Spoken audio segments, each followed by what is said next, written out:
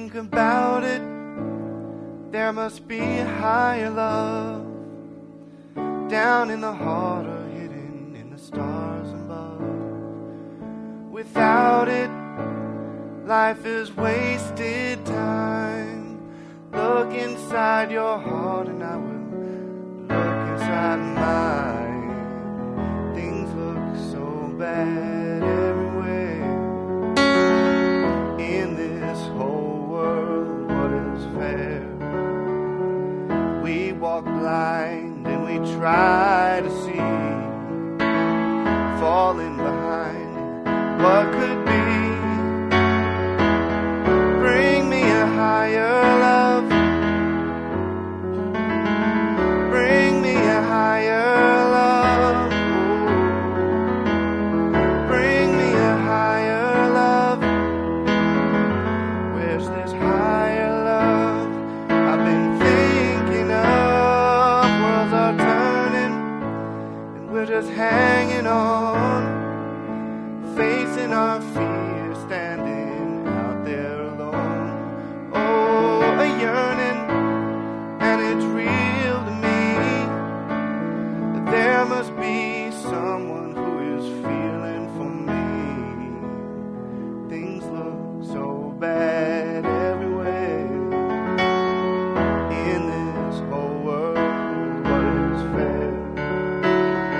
We walk blind and we try to see, falling behind in what could be. Bring me a higher love. Bring me a higher love. Bring me a higher love. What's this higher love I've been thinking of? Bring me a higher love. Bring me a higher love. Bring me a higher love. Where's this higher love I've been thinking of?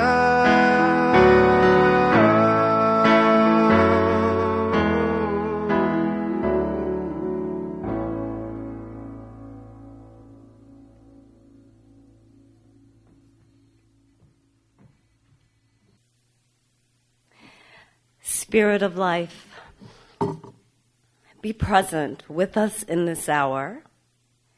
Join us today as we gather in a wider search for truth and purpose.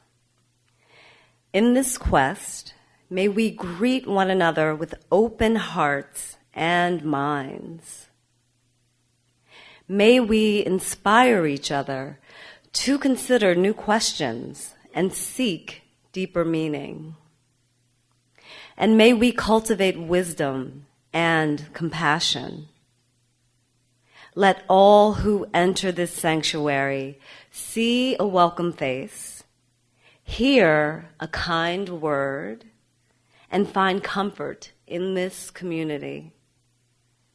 And may all that is done and said here today be in service to love and justice.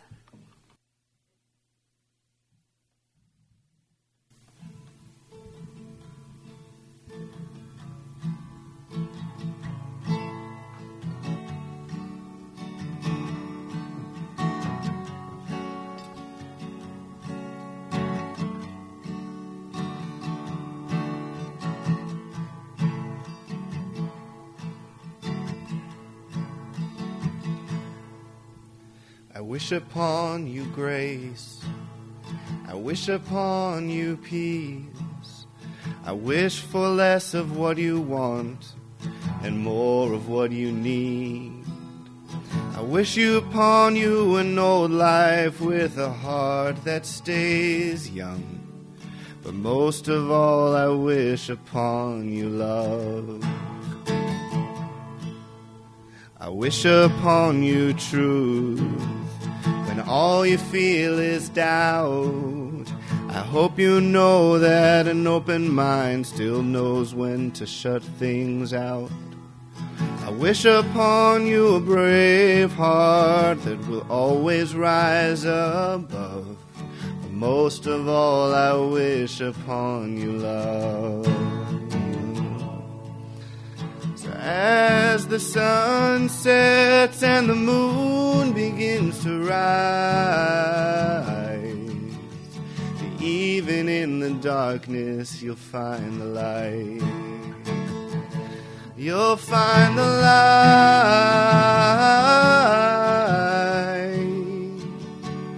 You'll find the light.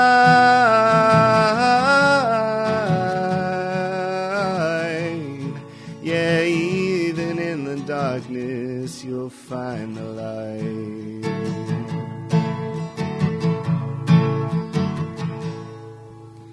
I wish upon you an easy life. I wish upon you hard times. I hope you know that both joy and pain each need their moment to shine. I wish upon you ears that are quick to listen, that you're slow to use that tongue. But most of all, I wish upon you love. As the sun sets and the moon begins to rise, even in the darkness you'll find the light. You'll find the light.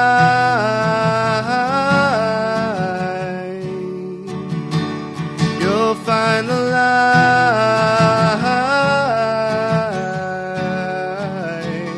You'll find the light.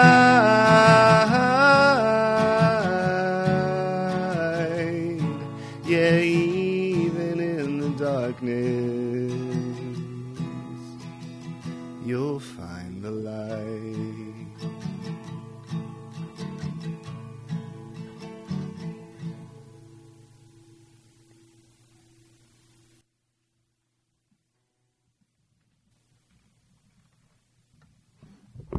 Good morning. Please excuse the somewhat froggy voice. I'm about to begin week 2 of the cold from hell. It's one of those colds where you think you just got over it, and that hand from the grave pulls you back in. Let's do a little meditation. I want you to get comfortable in your seats. Gently close your eyes. What I'm going to read is an excerpt from a meditation of Father Seraphim, who was once a wealthy businessman, but gave away his money and followed a monastic life in northern Greece. When you meditate, be as a mountain, motionlessly settled in silence. Its thoughts are rooted in eternity. Do nothing, just sit and just be, and you will learn the fruits of prayer. When you meditate, be as a flower, always facing the sun. Its stem like a spine, always straight. Remain open, ready to accept everything without fear, and the light will always shine on your path. When you meditate, be as an ocean, in its depths always unmoved. Its waves come and go. Remain calm inside, and evil thoughts will go away. When you meditate, be as a bird, singing ceaselessly. Its song raises like incense smoke. Let your prayer be like a dove's cooing, and you shall surrender not to discouragement. When you meditate, be like Jesus, and be carried away by his love. Be as a river, which serves everyone. And the time will come when you will become love.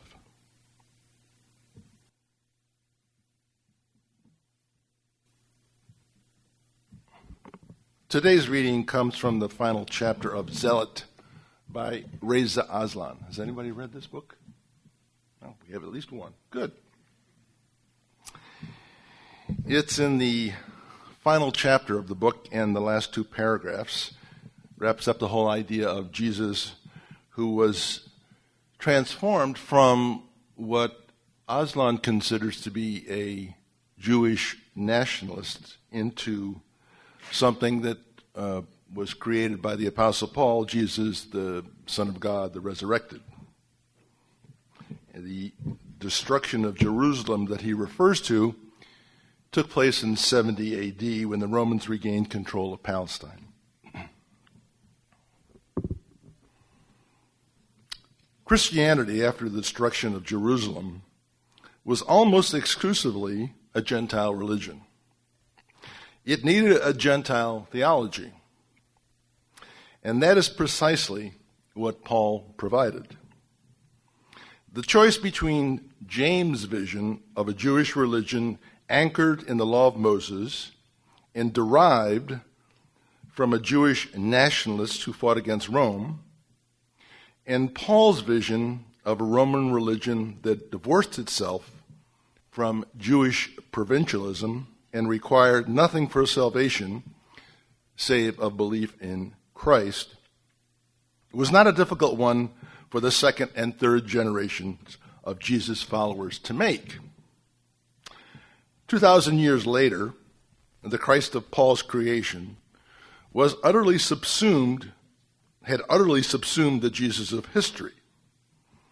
The memory of the revolutionary zealot who walked across Galilee gathering disciples with the goal of establishing the kingdom of God on earth, the magnetic preacher who defied authority of the temple priesthood,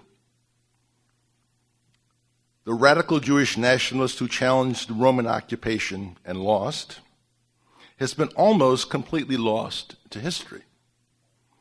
That is a shame, because the one thing any comprehensive study of the historical Jesus should hopefully reveal is that Jesus of Nazareth, Jesus the man, is every bit as compelling, charismatic, and praiseworthy as Jesus the Christ. He is, in short, someone worth believing in.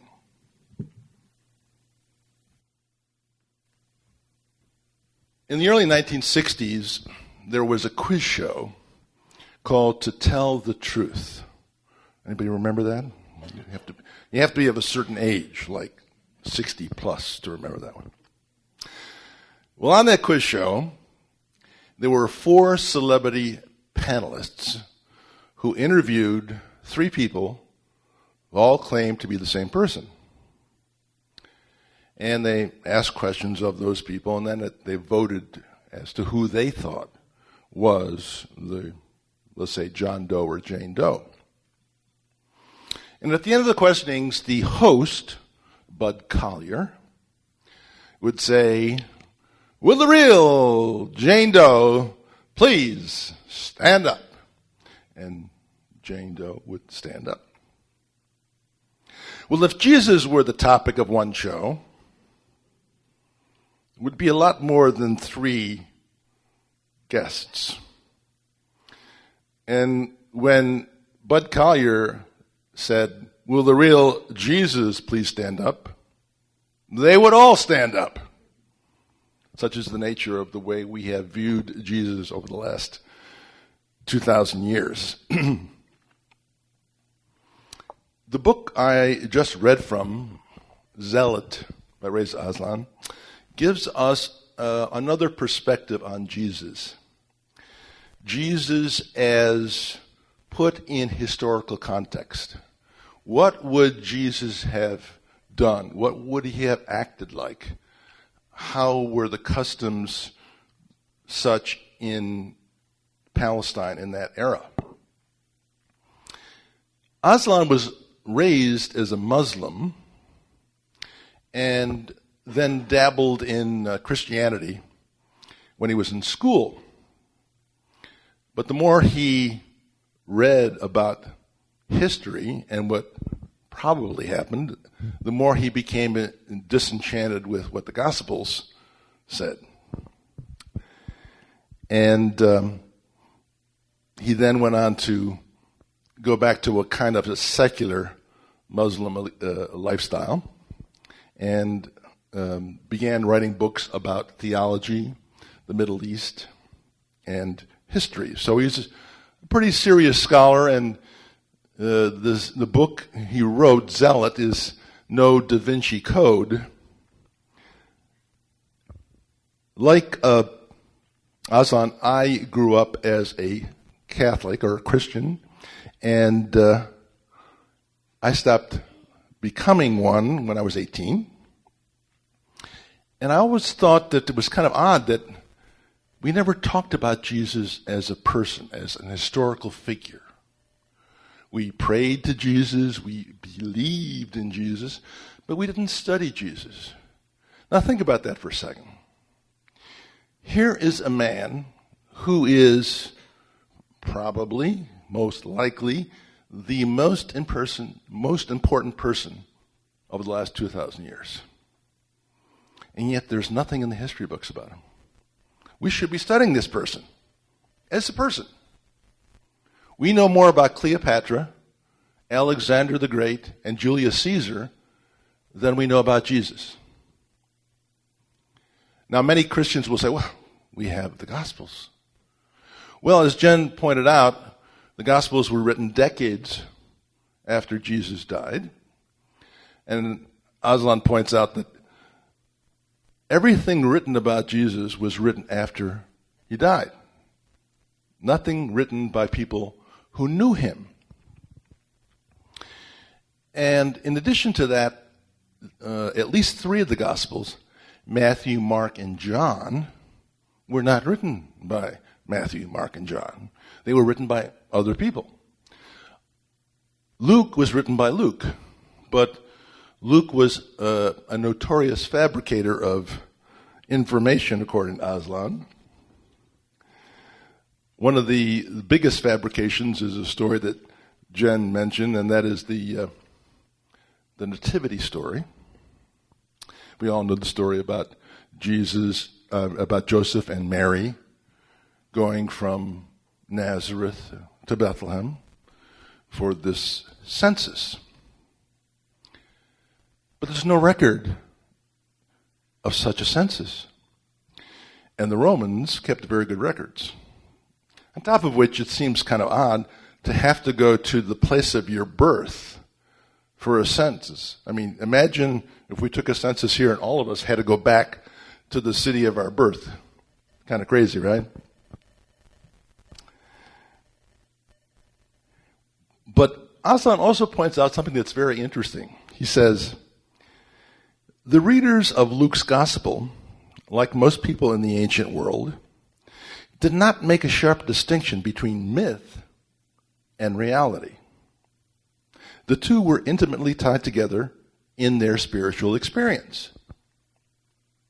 It would have been perfectly normal to tell tales of gods and heroes whose fundamental facts would have been false, but whose underlying message would have been true. Now, why did Luke tell us about the nativity situation the way he did? Why did he have Jesus born in Bethlehem after Mary and Joseph went from Nazareth? Well, there's a very simple reason, and that is in the Old Testament, the Hebrew Bible, the prophet Micah said that the Messiah had to be born in Bethlehem. And so, as Aslan said, Luke just happened to fit the story to the prophecy, even though it wasn't right.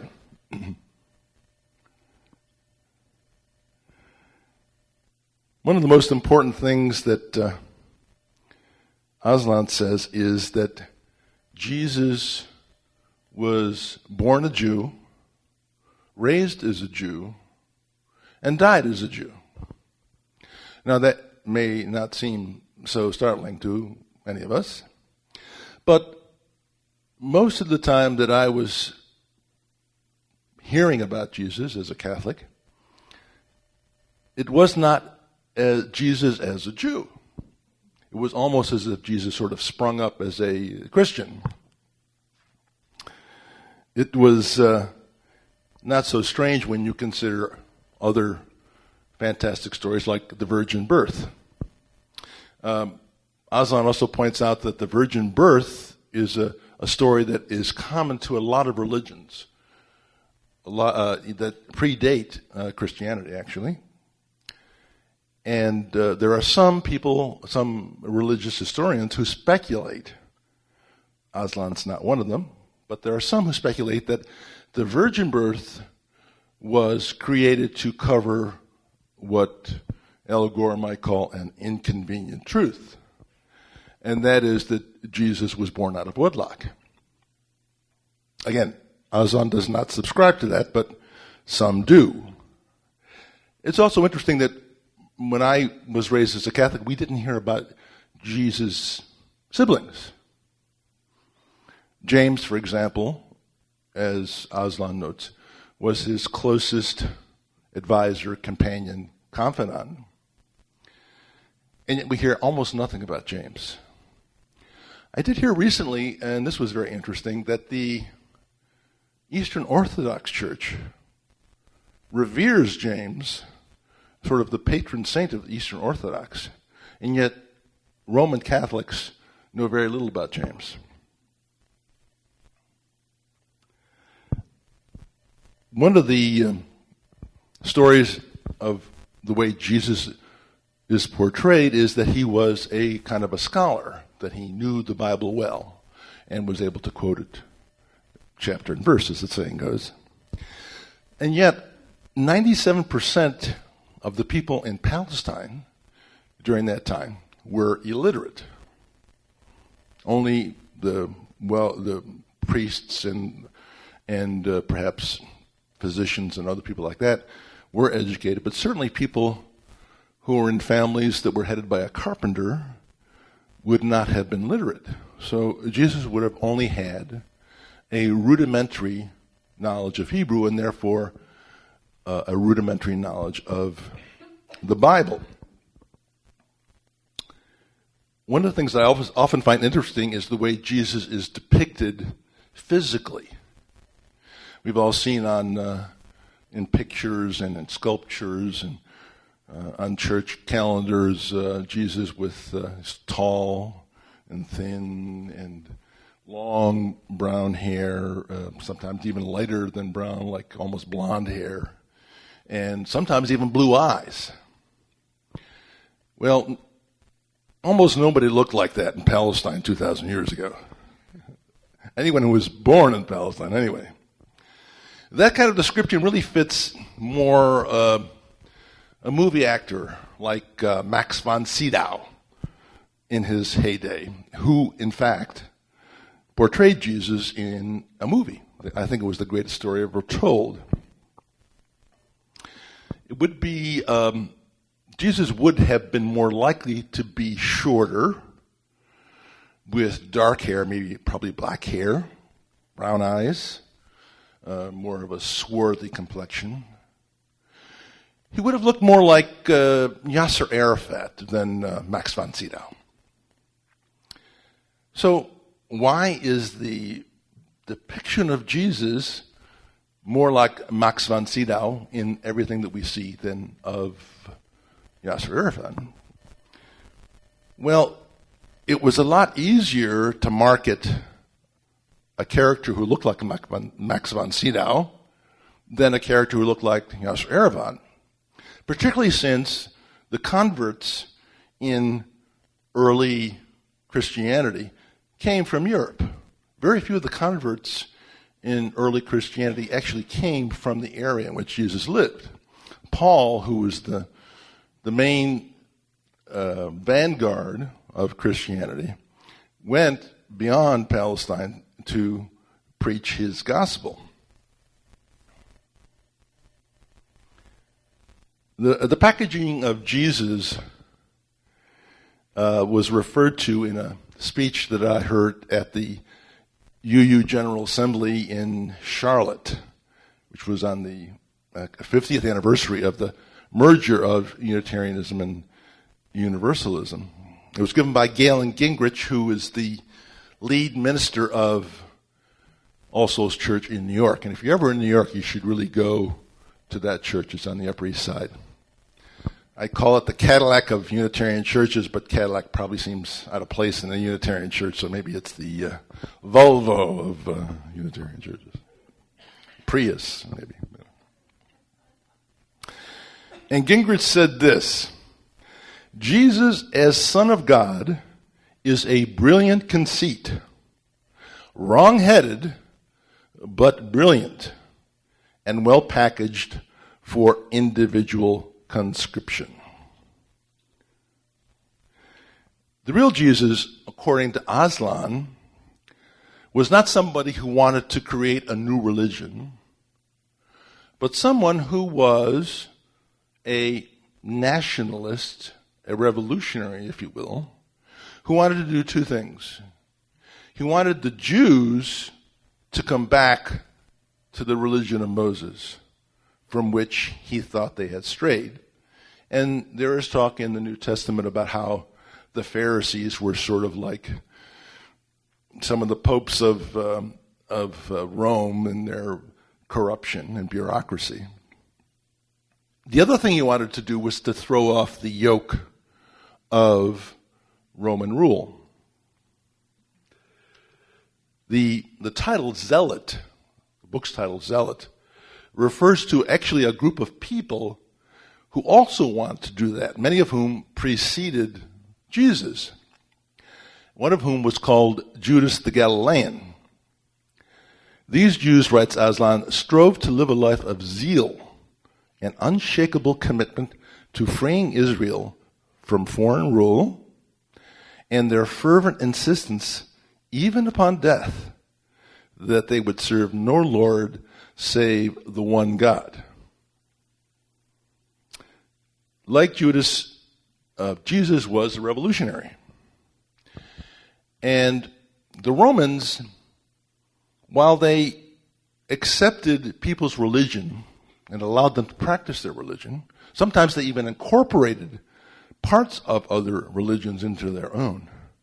But there was one thing they would not allow, and that was someone who was a social and political revolutionary, someone who wanted to upset the social and religious order. And there was only one punishment for people who were convicted of that, and that was crucifixion. Thousands of people before and after Jesus were crucified for being revolutionaries. There were also a lot of people before Jesus who claimed to be the Messiah because of the prophecy of Micah. And the Messiah in the Bible was supposed to do two things. One, he was supposed to deliver the people of Israel into freedom, away from oppression. And two, he was supposed to be alive after he did it. Well, clearly, Jesus did not meet either of those criteria. The idea of Jesus as divine was not something that Jesus came up with or his brother James.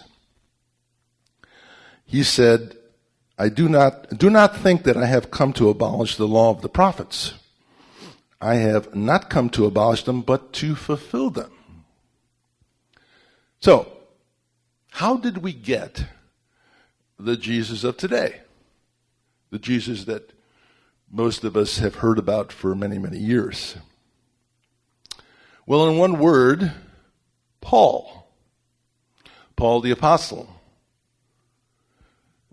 Paul, like Jesus was, and Judas the Galilean, was a zealot, a real hardline Jew who wanted to do the same thing that Judas and Jesus did, and that was throw off the yoke of Roman rule and bring Jews back to their roots, to the laws of Moses. But some years after Jesus died, again, like others, Paul did not know Jesus personally. Paul had this vision of Jesus as divine, Jesus as the person of the resurrection, and he decided that he was going to preach that message wherever he could. It was interesting that there was a clash between Paul and James, Jesus' brother. And I saw a documentary, or sort of a semi-documentary recently, that showed Paul and James coming together and sort of duking it out philosophically as to which way the followers of Jesus were going to go. And Paul won that battle, and unfortunately, James, who agreed to let Paul carry the torch, was then stoned by the Jewish followers of Jesus. As a Christian, or as a believer in Jesus, the divine, Paul was actually more zealous than he ever was as a Jew. He was not one of the apostles, although he called himself the first apostle. And he said that he dismissed the apostles who knew Jesus because they only knew Jesus of the flesh. Paul said he knew Jesus when he was in his mother's womb, which is pretty weird. But it also indicates the kind of intensity and zealousness that this guy had in promoting the kind of Jesus he believed in. And it didn't happen overnight. It took a couple centuries, but by 325 AD, or CE, the Council of Nicaea, under Emperor Constantine, decreed that Christianity was the official religion of the Roman Empire. Now think about that. Christians were thrown to lions in the arena 300 years ago, before that, and now Christianity was the official religion of the Roman Empire. It's pretty amazing, and you got to give Paul a lot of credit for that. You know, all this is fascinating stuff, but it really doesn't mean anything. And what I mean by that is, it really doesn't matter whether Jesus was the Son of God, whether he was resurrected from the dead, or whether he even existed. It's what Jesus said that counts, or even what he allegedly said that counts. Love thy neighbor as thyself. Feed the homeless, feed the hungry, house the homeless, visit people in prison. Whether Jesus was divine or not doesn't matter any more than whether the Declaration of Independence was written by Thomas Jefferson or Thomas Paine, or whether the Constitution was the brainchild of James Madison or Dolly Madison. It's what's in the Declaration of Independence that counts. It's what's in the Constitution that counts, not who wrote it. It isn't important how the packaging looks. It's what's in the packaging that counts. May it be so. The closing words today are attributed to Jesus. The first 4 lines from the Sermon on the Mount, the second 4 from the Sermon on the Plain. Blessed are they that mourn, for they shall be comforted. Blessed are the meek, for they shall inherit the earth. Blessed are they which hunger and thirst for righteousness, for they shall be filled. Blessed are the merciful, for they shall obtain mercy. Judge not, and ye shall not be judged. Condemn not, and ye shall not be condemned. Forgive, and ye shall be forgiven. Give, and it shall be given unto you.